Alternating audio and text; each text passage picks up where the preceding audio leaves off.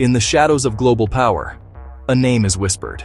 It's a name you may not know, but it knows you. This company operates behind a veil of secrecy, its technology woven into the very fabric of our modern world. It is the hidden engine driving decisions of war and peace, of surveillance and control.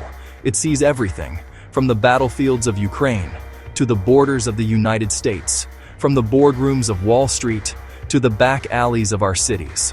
This company is called Palantir, and its business is power. For years, it operated almost entirely in the dark, a private contractor serving the most secretive agencies on Earth: the CIA, the NSA, the Department of Defense. Palantir built the tools they needed to sort through the chaos of the digital age. It promised to connect the dots, to find the signal in the noise, to turn vast oceans of data into actionable intelligence, to see the future before it happens. Its software has been used to hunt terrorists, to track immigrants, and to predict crime.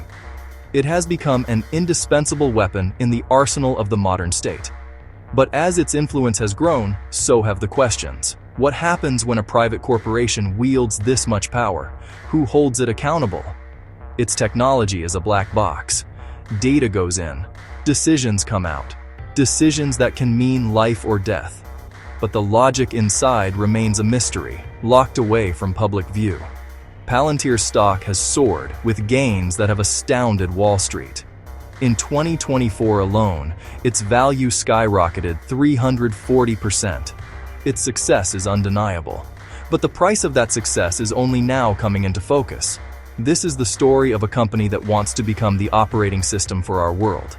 A story of power, secrecy, and the opaque algorithms that are quietly reshaping our lives, our societies, and our future.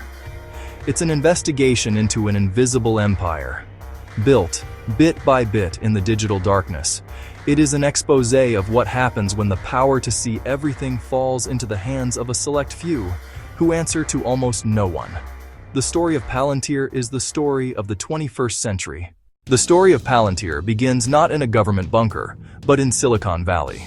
It was born from the mind of Peter Thiel, the contrarian billionaire and co-founder of PayPal. Thiel had a vision. After the attacks of September 11th, he saw a world drowning in data, but starved for wisdom. He believed technology could have prevented the tragedy, if only the right tools existed to find terrorists hiding in plain sight. He envisioned a system that could sift through endless financial transactions, communications, travel records, to uncover hidden networks and plots. A digital crystal ball. To build it, he recruited a philosopher, Alex Karp, a quirky academic with a PhD in neoclassical social theory from Germany. Karp was an unlikely choice to lead a spy tech company. He was an outsider to Silicon Valley, known for his wild hair and eccentric style. Yet he became the face of Palantir, its enigmatic CEO. Together, Thiel and Karp set out to build what they saw as the solution to the West's greatest security threats.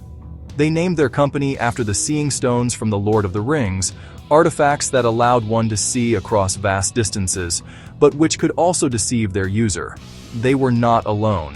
Their first and most crucial investor was not a typical venture capital firm.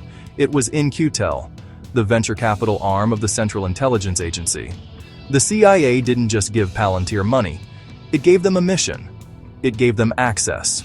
From its inception, Palantir was designed by and for the intelligence community. Its technology was forged in the crucible of the war on terror, honed on the front lines in Iraq and Afghanistan. It became the go-to tool for analysts desperate to make sense of the tidal wave of information flooding their desks. This alliance between Silicon Valley ambition and deep state necessity created something new. A hybrid entity that blended the disruption of a tech startup with the secrecy of a spy agency. Palantir promised its government clients a god's-eye view of the world, but in doing so, it raised profound questions about the future of democracy itself.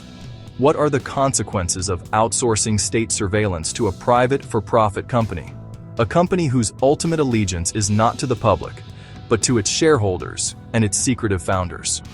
And what happens when that technology escapes the battlefield and comes home? Having conquered the world of federal intelligence and defense, Palantir set its sights on a new frontier: domestic law enforcement. The company reasoned that the same tools used to hunt terrorists in foreign war zones could be used to hunt criminals in American cities. It began pitching Gotham to police departments across the country, offering a powerful solution for an age of tightening budgets and increasing pressure to reduce crime. The sales pitch was simple and seductive. We can help you connect the dots within your own jurisdiction, just as we did for the CIA. We can help you find the bad guys hiding in your data. Police departments, Los Angeles, New York, began signing contracts. They fed their own vast stores of information into Palantir's system: incident reports, arrest records, license plate reader data, field interview cards, evidence logs were all ingested. The software promised to give officers a god's eye view of their city, linking suspects to crimes, vehicles, locations with a few clicks. For detectives working complex cases, it was a revolutionary tool, breaking down informational silos. Palantir was bringing the spooky, high-tech power of the intelligence community to the street corner. This transition, however, was fraught with new and profound ethical problems. The rules governing warfare in Afghanistan are not the same as those governing policing in America. The targets were no longer foreign combatants. They were U.S. citizens, protected by the Constitution. Concerns about privacy, civil liberties, due process mounted. How was this vast collection of data being used? Who was being targeted? The secrecy that was a feature in the national security space became a bug in the domestic sphere. Communities were being policed by powerful, opaque algorithms with no public oversight or input. Worse, Palantir began marketing predictive policing capabilities. The software would analyze historical crime data to generate heat maps, identifying areas where crime was most likely to occur. Police patrols were then directed to these hotspots, often leading to increased stops, searches, arrests in predominantly minority and low-income neighborhoods. Critics argued this created a vicious feedback loop. More police presence led to more arrests for minor offenses, which was then fed back into the system as data confirming the area's high crime status. Palantir wasn't predicting the future, it was automating the biases of the past, creating a digital dragnet that disproportionately targeted the vulnerable. As Palantir expanded its reach across domestic agencies, its original mission, serving the warfighter, was evolving at a terrifying pace. The company was no longer just a provider of analytical software, it was positioning itself at the very heart of modern, AI-driven warfare. When Russia launched its full-scale invasion of Ukraine in 2022, Palantir saw not just a crisis, but an opportunity. It was a chance to prove, on the world's most visible stage, that its technology was the decisive factor on the 21st century battlefield. The company rushed its systems and engineers into the war zone, offering its advanced capabilities to the Ukrainian military, completely free of charge. It was a marketing masterstroke, a real-world demonstration of its power. The impact was immediate and profound.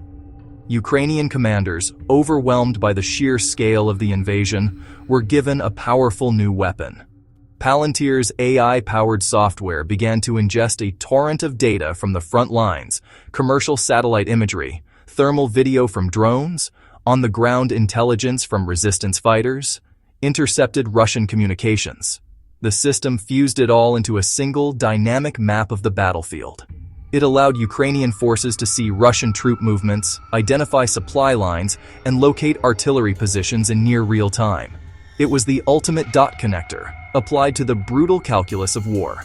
A national security expert watching this deployment gave Palantir a new chilling moniker: the AI arms dealer of the 21st century. Following the attacks of October 7th and the ensuing war in Gaza, Palantir held its first-ever board meeting in Tel Aviv in January 2024, a move the company described as an act of solidarity with Israel. It was more than just a meeting. Palantir announced a new strategic partnership with the Israeli Defense Ministry to supply technology for its war-related missions. CEO Alex Karp stated that Palantir's products were in great demand by the Israeli military and that the company had begun supplying different products than we supplied before the war. Given Palantir's known capabilities, it is almost certain that its software is being used for intelligence fusion and targeting support in the Gaza campaign.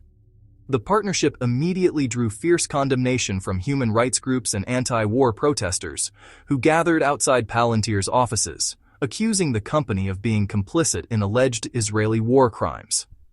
The United Nations Special Rapporteur for the Palestinian Territories, Francesca Albanese, publicly called on Palantir to cease its support for the Israeli military, or risk becoming legally liable for complicity in war crimes. The company that helps feed the hungry is the same company that helps wage war.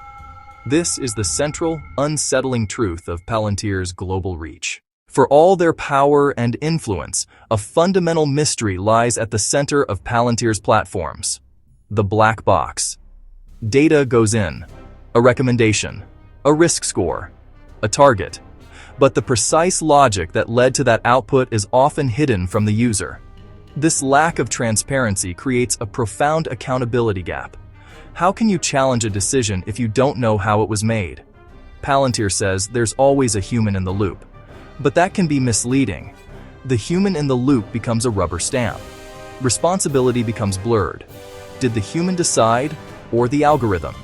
The ambition behind this system is breathtaking. Palantir has declared its goal to become the operating system for Western civilization. This is not hyperbole. It is a frank statement of intent. The company seeks to provide the underlying digital infrastructure for how our society is managed, how our economies are run, and how our wars are fought. It is an ambition to place its code at the center of power, to become the invisible hand that guides the decisions of governments and corporations alike. Palantir's technology tilts the scales. It tilts them in favor of the state over the individual, of surveillance over privacy, of speed over deliberation, and of secrecy over transparency.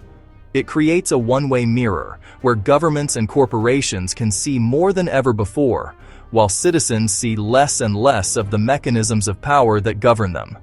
Who provides the oversight? Who holds the algorithm accountable? As this technology becomes the operating system for our reality, we must ask ourselves, who is looking into the stone? What are they being shown? And most importantly, who is on the other side, looking back and shaping what they see? The future of power may depend on our ability to find an answer before the view from the black box becomes the only view there is.